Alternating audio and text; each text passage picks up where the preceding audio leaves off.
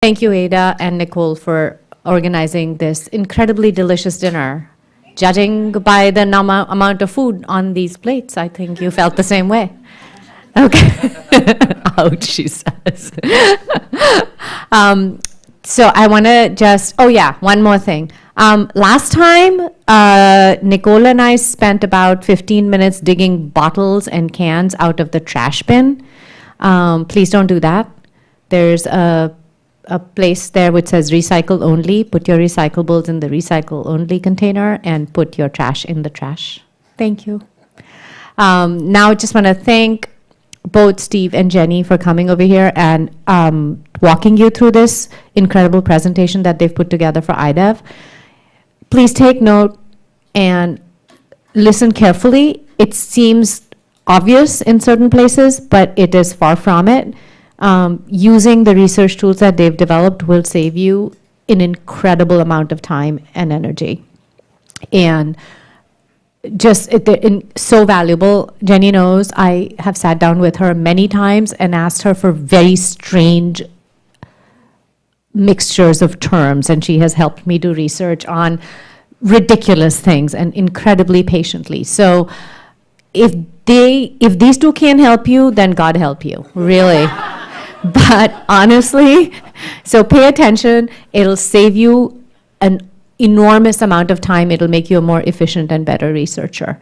I'm not going to be here for the entire time, but I will stay for the beginning of it, and thank you again. Okay. Thank you. Everybody's so far back there. Don't you feel like you're far, far away from us? We're not scary. Okay, so thank you for coming. I'm Steve Sears. This is Jenny Gelman. And our goal today is really just to give you sort of a highlight of a few core databases and tools that you can use that we think will make your lives easier. But remember that you can also contact us. You can email us at saislibrary@jhu.edu and ask us a question or set up an appointment if you're having a particularly difficult time with something, whether it's at the beginning of a process or you're sort of stuck trying to find something midway through.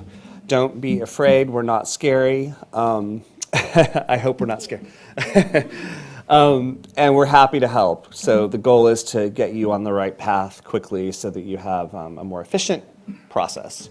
So I think what we're going to do, and this is going to be relatively informal, so you can ask questions at any time or we'll take them at the end either way or both. So just feel free. I'm going to use this thing that we have on our homepage. I don't know if y'all know this exists, but we have an international development guide. Steve, how did you get to that? I Googled SAIS library, Jenny. That is the easiest way. Don't dig around in the portal, just Google SAIS library.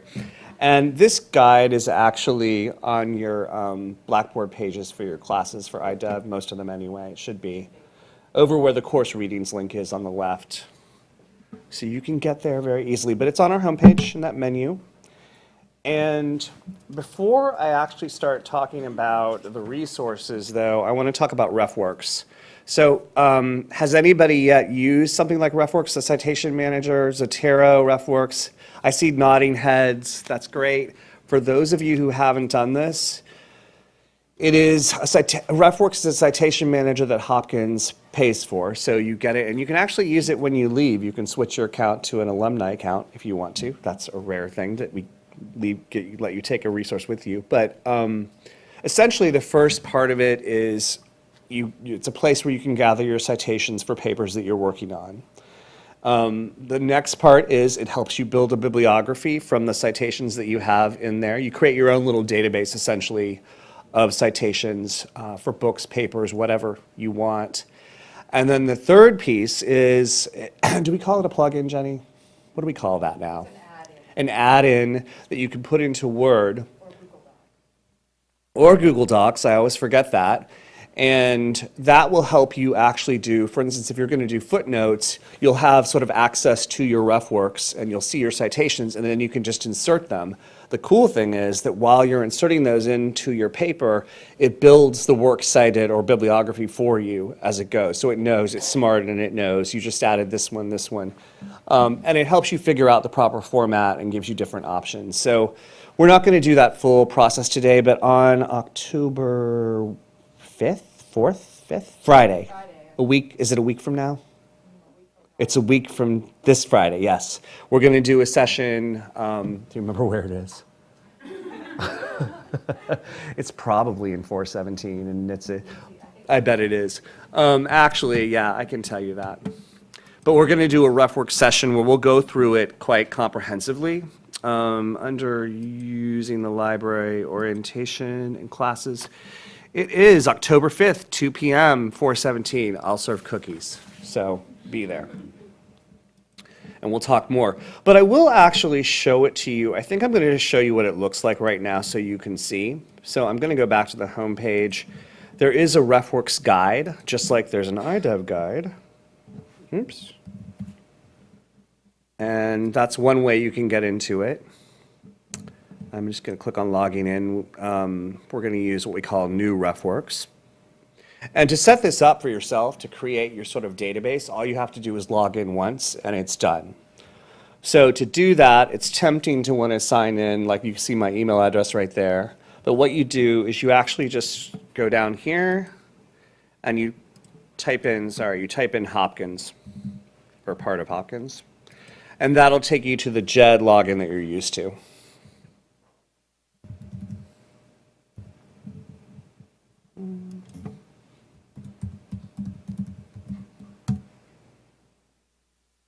Now, when you log in for the first time, if you haven't done this, you'll get a series of questions like, who are you? What school are you with? What's your email address? That sort of thing.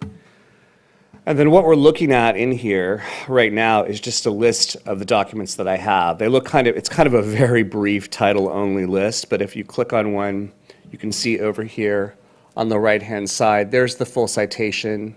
I can even go in and edit it if I want to change something in it. I have folders in here. So like there's different ones in here. There's a Latin America remittances one. There's a China energy one. I'll click on that one just to show you. And you can share folders with people. So this folder, I think Jenny and I have it shared so that we can both work in this folder. And for some reason, I have two of the same citation there, so ignore that. But here's where it gets cool. So fine, whatever, you're gathering citations. I don't type these in. I'm a terrible typist, as you'll find out today. I actually usually can find a way to export the citation into RefWorks. And when I say citation, I don't really mean the full text. I don't mean the PDF. I just mean the intellectual work itself, that citation. So I gather them, I put them in different folders, and then to create a bibliography, you just go up here and you literally click Create a Bibliography. I have mine set up already for Chicago Manual of Style, and voila. So think about how long that would have taken you to type on your own. So for those of you who've used this before, it's not perfect. There's always little glitches along the way. Like for instance, there's an option here where you can you can kind of drag in or upload a PDF, and here it will create a citation based on the metadata of that PDF. It frequently isn't quite right, but it's working better than it used to. So there's a lot of different ways to do things, but we're talking about editing and changing, sort of fixing that bibliography at the end, just tinkering with it, getting the titles right or whatever, a few things right, versus typing all that stuff out. And then, as I said, the next step would be that you could use this, is it called Citation Manager now? Yeah, okay, the Citation Manager with Word, the add-in with Word, to actually get these into your paper. So that's super fast version of RefWorks. But it is worth looking at, and I would say to make it worth your while, you'd want to learn it pretty quickly, because as you're doing research, you want to start just saving those citations in there. If you've already started research on something, come see us and we'll show you some tricks for how to figure out how to get those citations in there if you don't remember where you found them. We can sort of show you all the different options. So I'm going to go back to the IDEV guide, and I'm going to start with a database that actually many of you might have used already, ProQuest. If you haven't used this, it's going to work for virtually everything you do at SAIS. It is really a collection of databases. There's, I think, 40-something in here now, 45 maybe. Let's see, 45. And it's sort of like a Google for the topics that we do here at SAIS. It works across all different fields and areas of study, though. So my goal here is to get you good stuff right away, not to turn you into a librarian. So I'm just going to do a really simple search in here to show you how it works. And I thought one thing I could do is microfinance.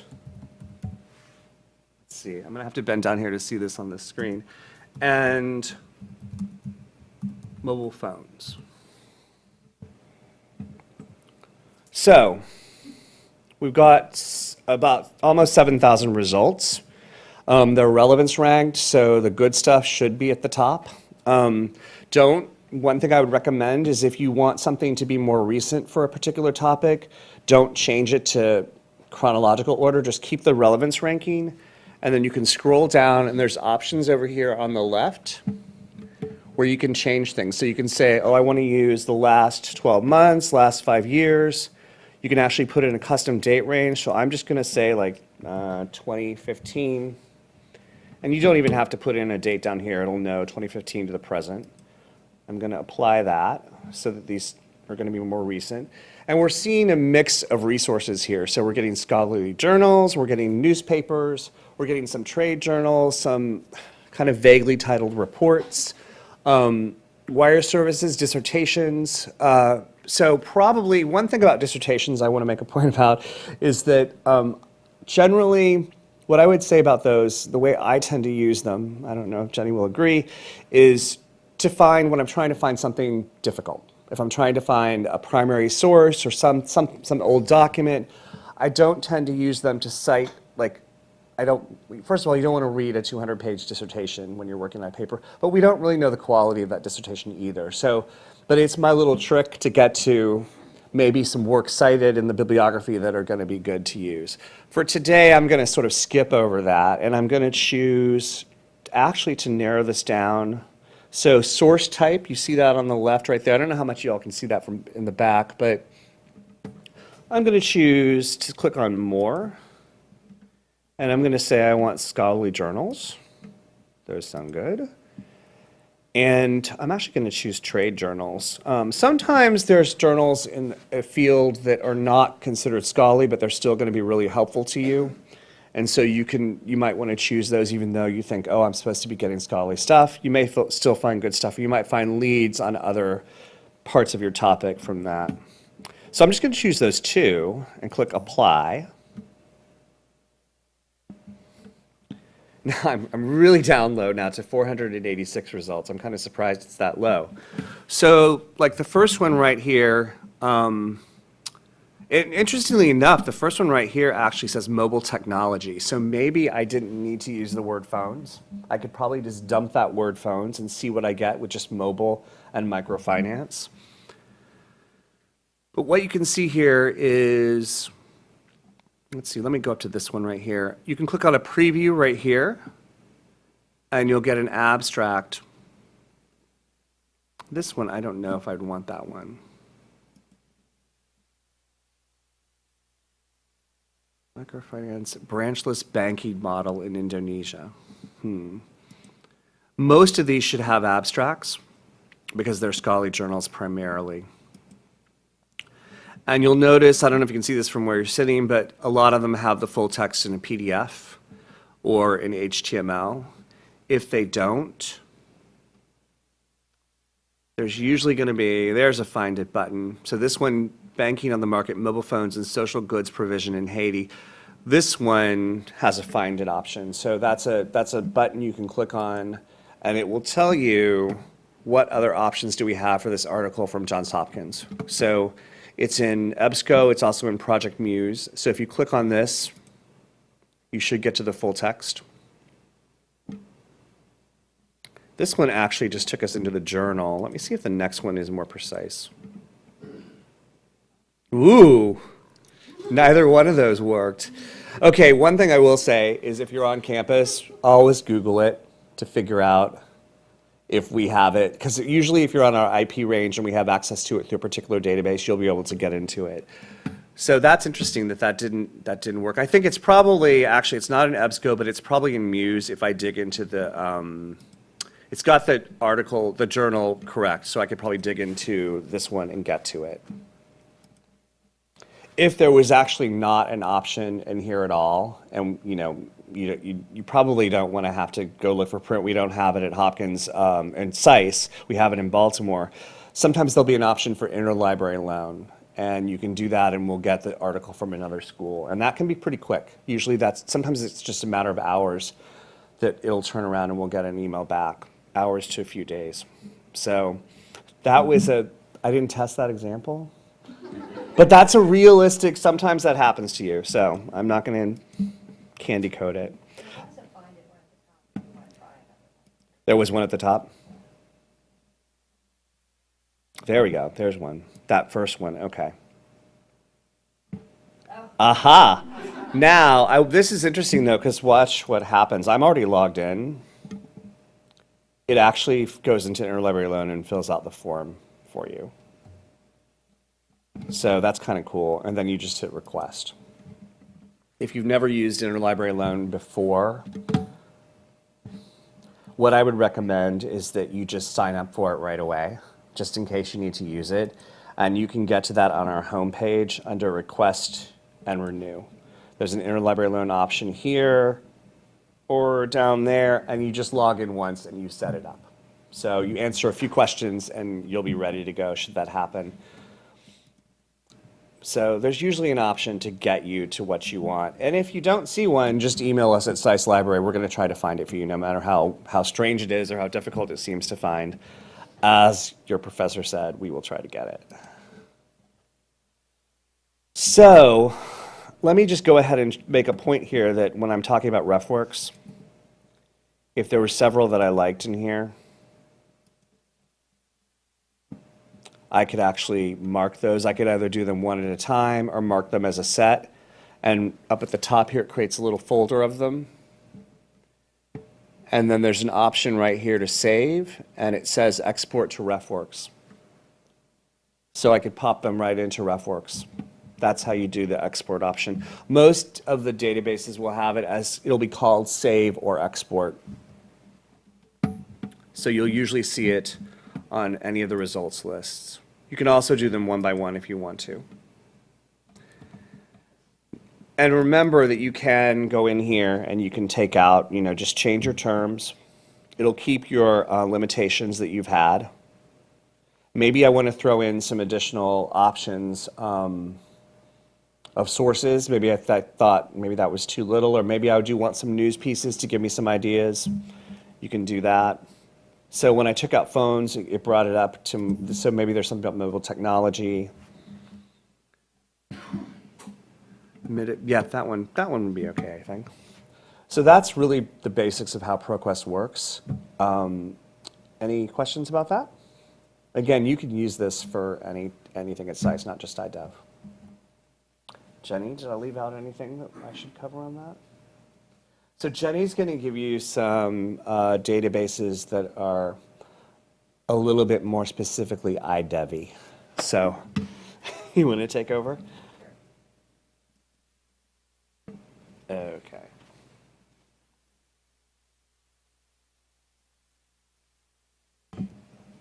Okay, I'm going to reiterate one of the things that Steve said about ProQuest.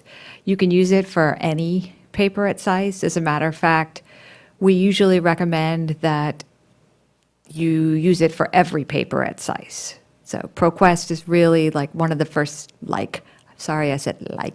ProQuest is one of the first places you'll want to go for almost any paper at SAIS, or really every paper at SAIS.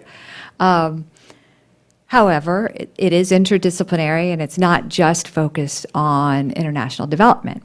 We do have some other resources on this international development page that are specifically focused on topics that you'll be interested in. So I want to point out a few things about the guide before I go into CAB Direct. This guide is probably the guide that has the most stuff on it compared to any other guide at SAIS. Well, the Strategic Studies Guide is a close second, I think. But I want to point out, we've got this page on aid and investment statistics, and it's broken out by development, foreign aid, and foreign investment. And then under development sectors, and should I make this a little bit bigger? Would that be helpful? I'm going to do that. So under the development sectors, you can see we cover most of the sectors where you might have classes. So education, health, all of the various specific sectors in international development. And in addition, we have donor organizations. You can look at these at your leisure and play around with the different links. And if you are taking the practical methods research class, we do have a specific practical research methods class. We do have a specific link for that course that helps with your qualitative and quantitative assignments. So there's that as well. I'm going to go back to the home page. And another resource that can be helpful in doing research for your papers, and this does focus mainly on scholarly journals, is CAB Direct. CAB Direct covers a bunch of different topics. It mentions here agriculture, ecology, forestry, international development, natural resources, and water resources. I need to add health in there because it also covers some health topics as well. So, because it's more interdisciplinary than some of the things underneath the different sectors, that's why it's on the home page. I'm going to run a search in here for Peru and health policy, if I can spell it right.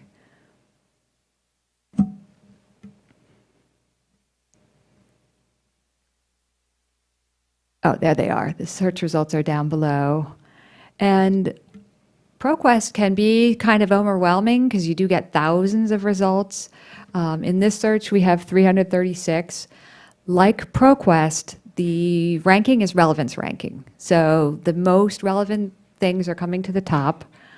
This is mental health. This one covers a bunch of different countries, including Peru. This is a little bit maybe clinical. So not as relevant, but here's a World Bank studies, child malnutrition. Yeah, there's a bunch of things here that I think are quite relevant and quite recent. And again, if you do want to narrow things down, you can do that. But this time it's on the right side instead of on the left side. You could narrow it down by year. So it's a little bit different, but you can check different boxes. I'm not going to bother, but you see that you have the option to narrow things down also by document type or author, geographic location, and language. So most of the resources we have are in English, but we do have foreign language resources as well. ProQuest does. So if Steve had scrolled down on the left-hand side, you would have seen a way to limit by language.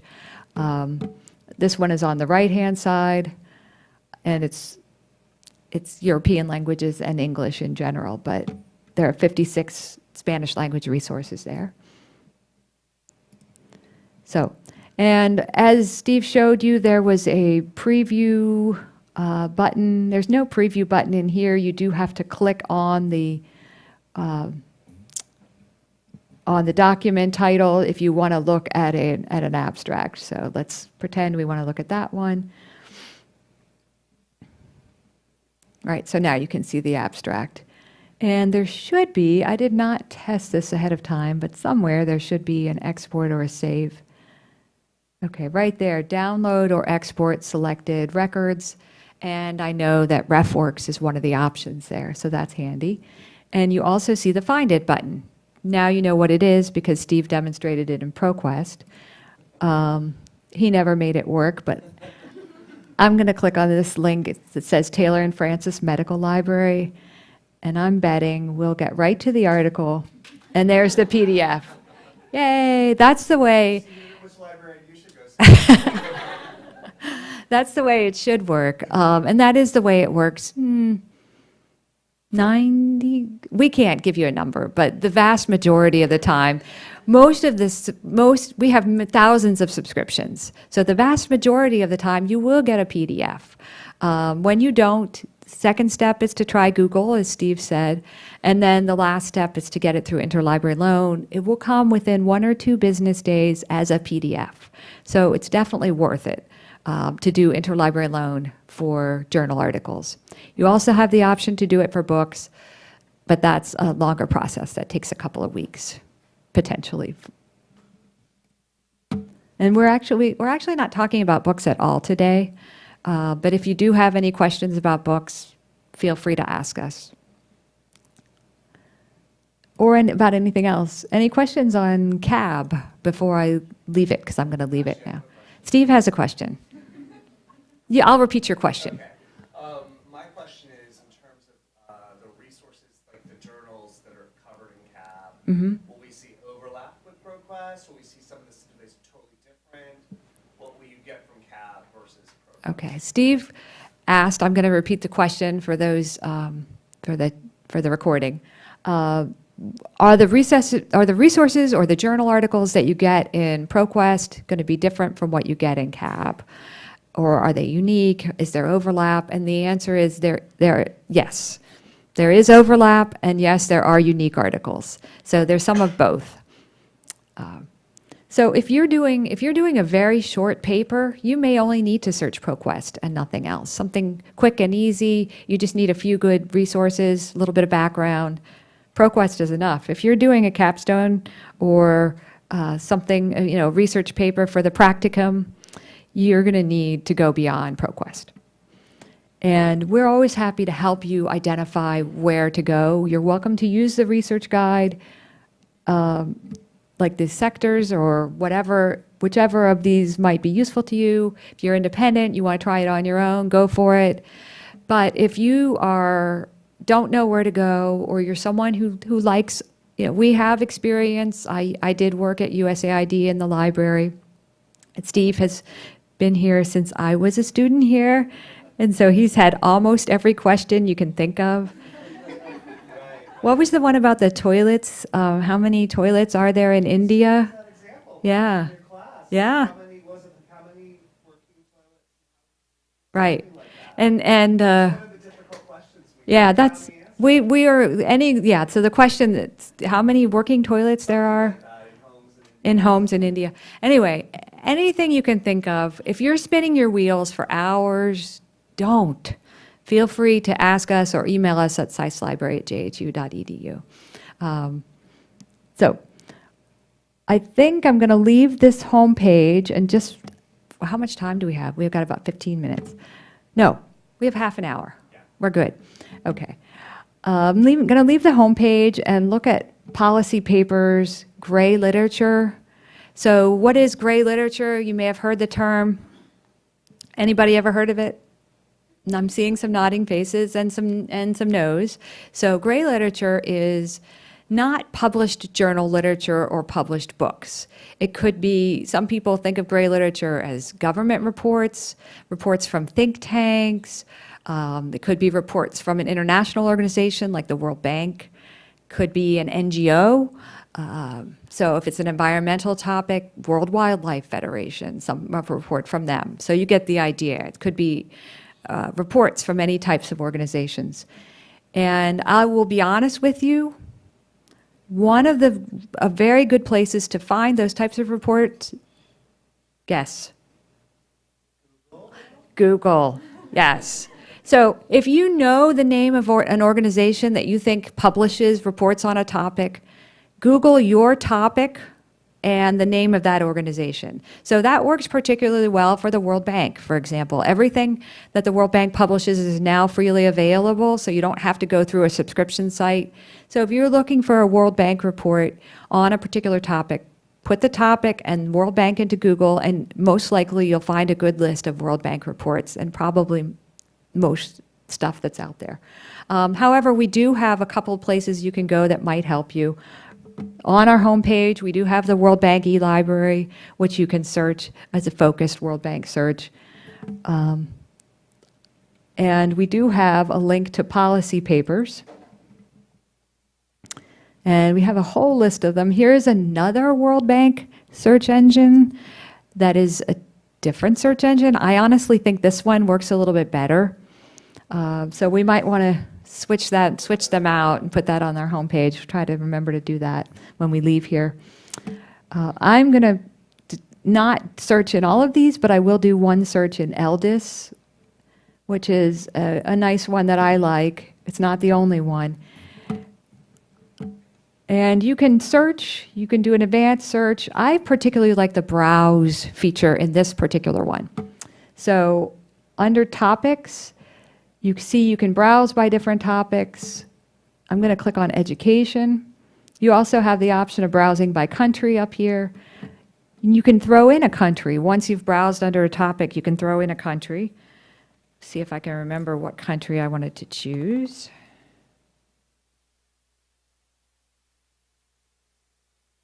LDIS? LDIS is really not newspaper articles.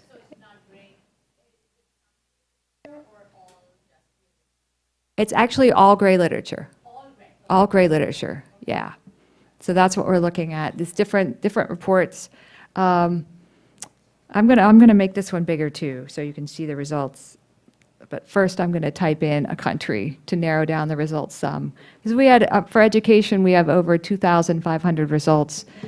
If I add in a focus country like India, and I'm gonna go ahead and set it for 100 results, and click go. And then I'm gonna make this bigger while we wait.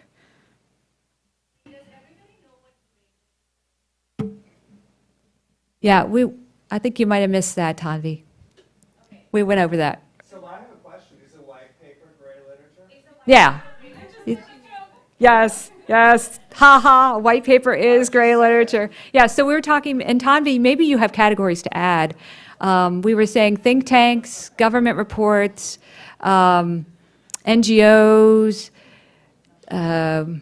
IGOs, conference papers, maybe? Correct, yep. So the important thing is to remember.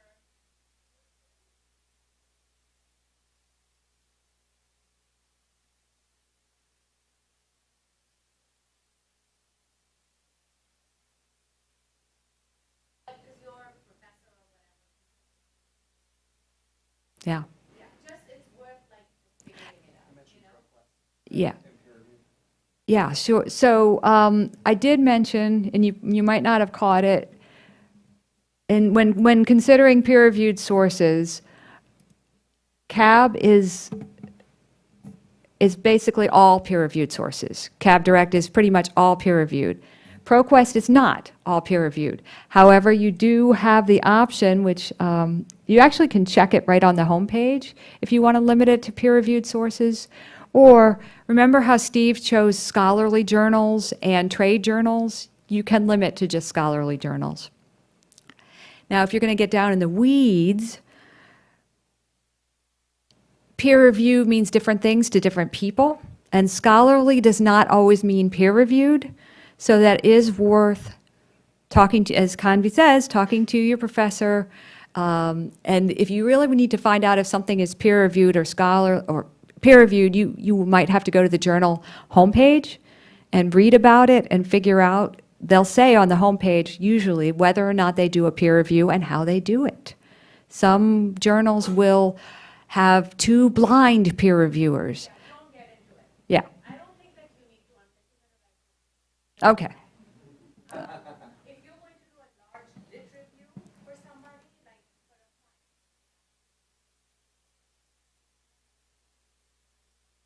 other parameters of the search.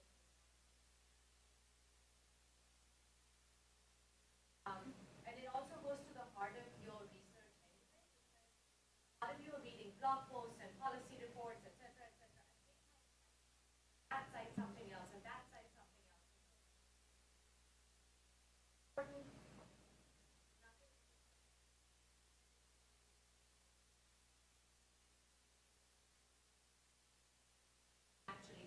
What is the original source? What's the first source? Yeah, I agree. Yeah, absolutely. Any questions about that? Okay. So close ProQuest. So this, as I mentioned, is all gray literature pretty much. I'm going to make it even bigger. It's so tiny. So you can see, we're looking at the Institute of Labor Economics, something called Young Lives, Impact Initiative. Oh, there, I stand corrected. This may be scholarly, the World Journal of Pharmaceutical Sciences. Om chanting. Huh, okay. Right, this is about education in India. And somebody studied Om chanting in India and the benefits. DFID, so the Department for International Development, there are some DFID reports in here. You probably won't find any USAID reports in here. The nice thing about ELDIS is that it's got a lot of different stuff in it. The bad thing about it is that it is, people just volunteer to put things in. There's no collection development strategy. It's just that if an organization bothers to put their reports in here, it will be in here. If not, it won't. So this is not, ELDIS is not like, oh, if I want gray literature, I just search here and nowhere else. Unfortunately not.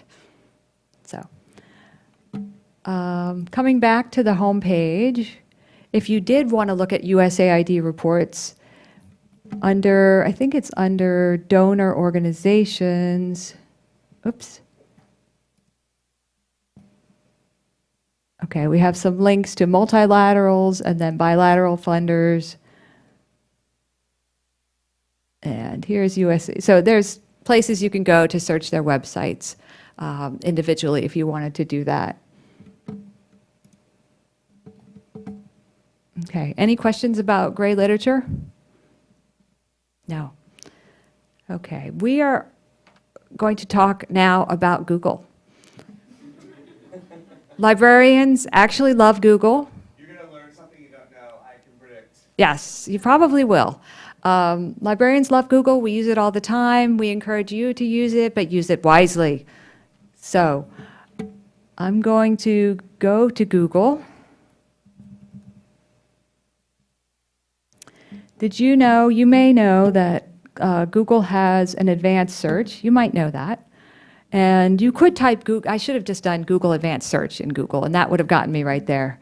But you can also go down to way down to the bottom of the screen. It says Settings in the bottom right corner, and there's a link to Advanced Search there under Settings as well. And this takes you to Google's Advanced Search. It looks kind of old school, but it can be a really useful way at finding documents that originate from a particular country, for example. So I'm going to take Steve's search that he did on, what was it, Steve? Microfinance, mobile phones. We're going to run that again.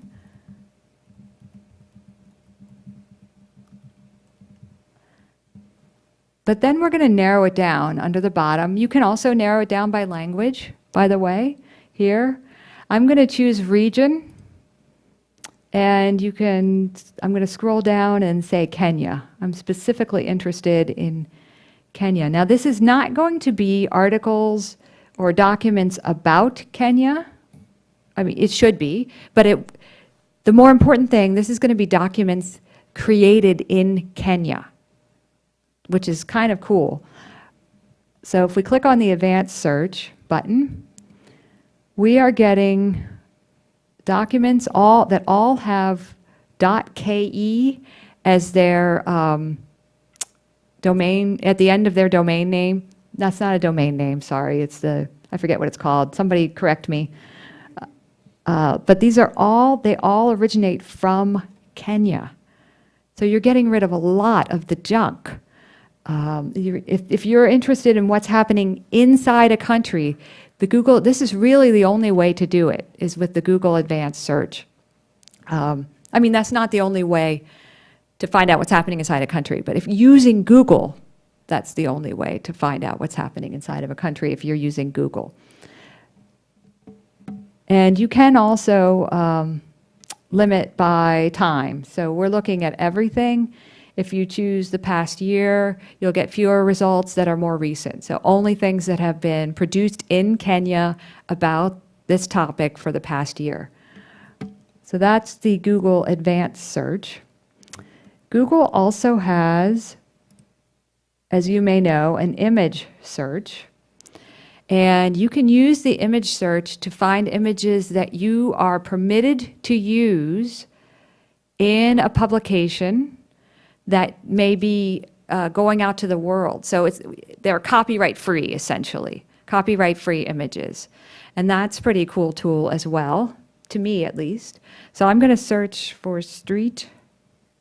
No, you have to type it right though. Street children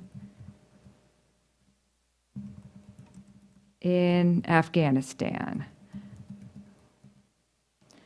Right now, we're looking at just regular Google search results, but you just click on images right there to get to the image results. So how do I know which ones I can use and which ones I cannot use? Some of these you might have to get permission or pay for to be able to use in something that you're going to publish outside of SAIS. The way you do that, right here under Tools, can everyone see this? It says Usage Rights. Click on that. And you have a couple of different options. If you're going to modify the image in any way, you have to choose the one with modification. If you're just going to take the image and plug it into a publication, you can choose labeled for reuse, and that's if it's non-commercial. So if you're doing it for something at SAIS, that could be considered non-commercial reuse because it's educational reuse. If you were trying to publish a book and you wanted to reuse this image, you would have to choose this one because that's a commercial reuse. I'm going to click on the commercial reuse. So now we've cut down our images to things that are available to be used. And as you click on these images, now I have to find the one I want. This one, yeah. So you click on the image, and then if you visit the website, in some cases, like this is a nice example, I picked it ahead of time, where you can see right here, this image is actually in the public domain, it's free for personal use, for commercial use, and you don't even have to say where you got it from. No attribution required. In some cases, you'll see a different license that says, free for personal and commercial use, attribution required, and you have to link back to the source. So you have to say who took the picture and link back to the source. Always look for that image, that license information. And it's from the CC stands for Creative Commons. So that's what we're finding here. Any questions about how I did that? Could be useful, something you might not have known, some of you maybe. Okay, the last Google tip is Google Scholar. Anyone using Google Scholar already? Couple of hands, a couple of yes, sort of. There are two tips that I want to give you about Google Scholar, even if you're already using it, that you might not know about. So let's head over there to Google Scholar. Uh-oh, our keyboard just locked up. There we go.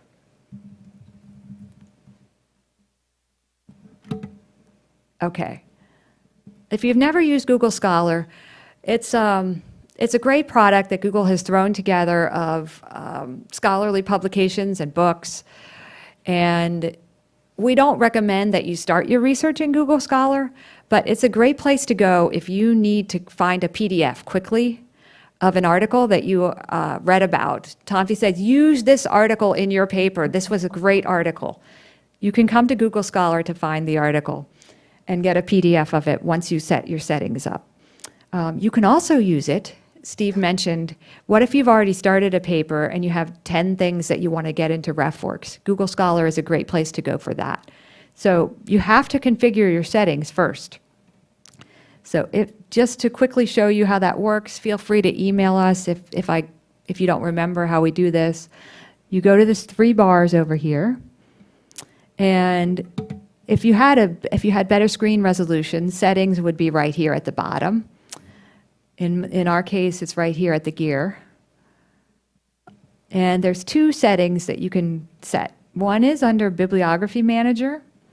You can choose Show Links to import citations, and then choose RefWorks and save. And that will make the links show up to RefWorks. I'll show you what I mean in a minute. And the other setting that you'll want to do is you want to hook up Google Scholar to Johns Hopkins subscriptions. And you can do that under library links.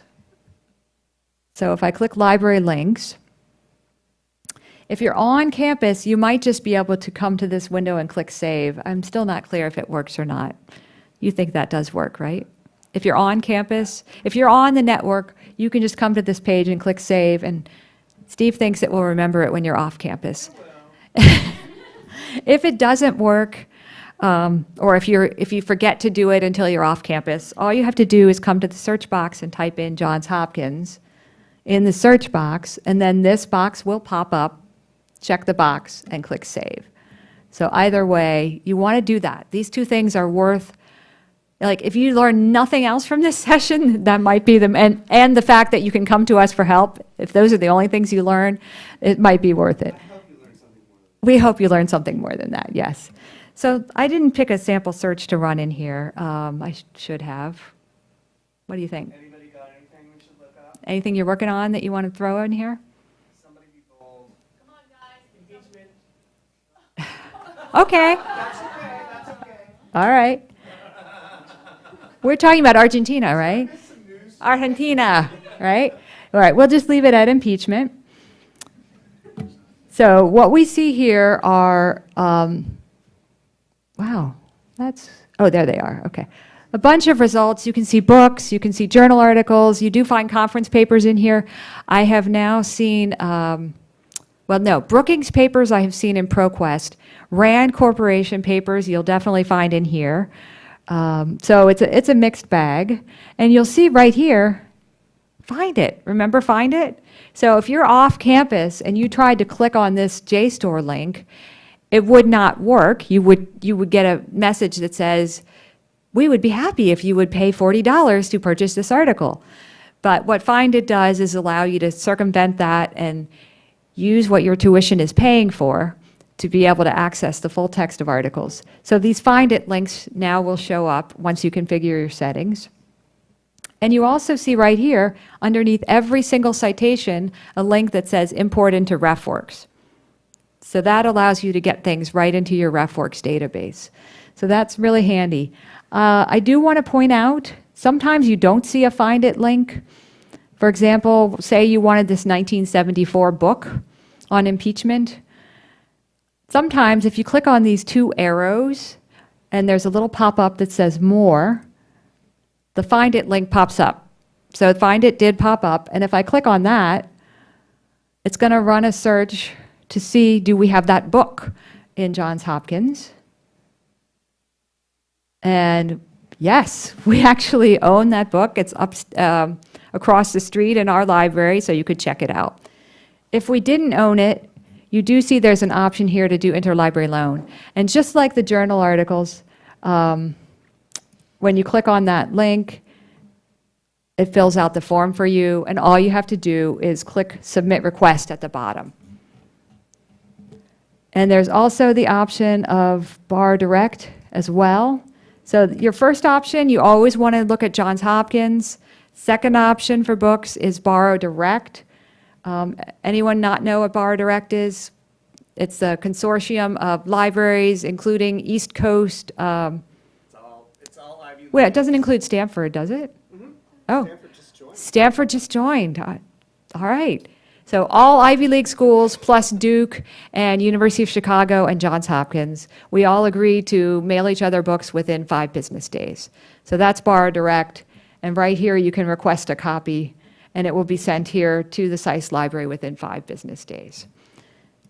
So I even went over books. We hadn't planned to do that. But any questions about any of that? Anything we talked about? We have 7 minutes. So you can either get 7 minutes of your life back, or now the poor student who's asking the question is like, oh no, please. I was trying to do the Yeah. and it didn't quite work. Didn't work.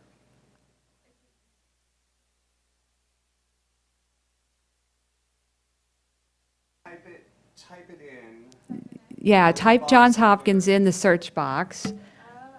And then that little checkbox should appear. So to repeat the question, she was having trouble getting the Google Scholar configuration to work, but I think she's going to get it. Is it working? Okay. Any other questions? You are so welcome. Steve I wants thought to of add something. Something we said a minute ago that reminded me, I don't know if any of you have ever met the head librarian, the library director, but she's super, super nice. But one of the things she used to do, she's toned it down when she used to do orientations, is she would tell students, basically, you've spent a lot of money to come to SAIS, and we have these incredible resources. So if you don't use them, you are wasting your money. And it's just so funny because she's such a gentle person, but it's the truth. I mean, there's some really great stuff. So definitely keep in touch if you have questions. If you can send us an email in the middle of the night, and we'll respond the next morning. You have a question though. Yes, I do, sorry. No, good. Yeah. Is there alumni access to Little bit. Yeah, so not like, I'm going to repeat the question Yeah, before go Steve ahead. goes. Is there alumni access to academic resources? Is that academic databases? And the answer is a little Sort of. bit. So under About the Library, this guide, there's actually a guide about the library.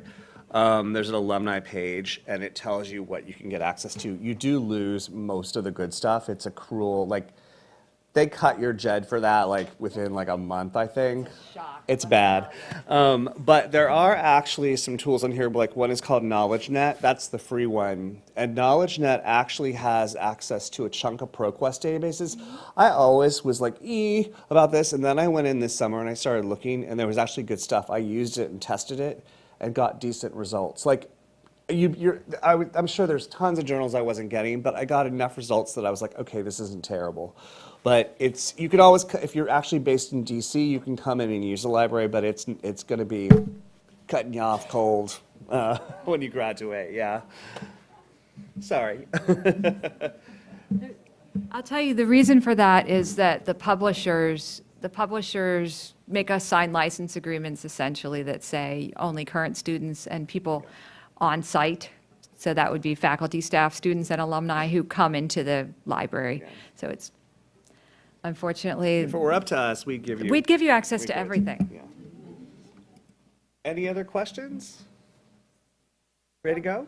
Come and Thank see you. us. Come and see us Yeah, anytime. come see us.